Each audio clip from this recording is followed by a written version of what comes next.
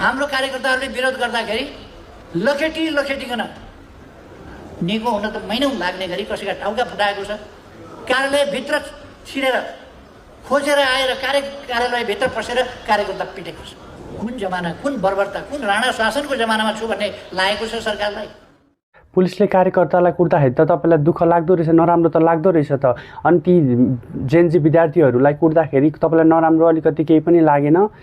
तिनीहरूलाई कसरी कुटे, के गरे तपाईँहरूलाई थाहा छैन कि बिर्सिसक्नुभयो सबै?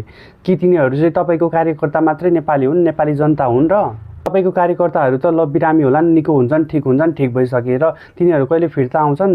तिनीहरूलाई फिर्ता ल्याउन सक्नुहुन्छ तपाईँले?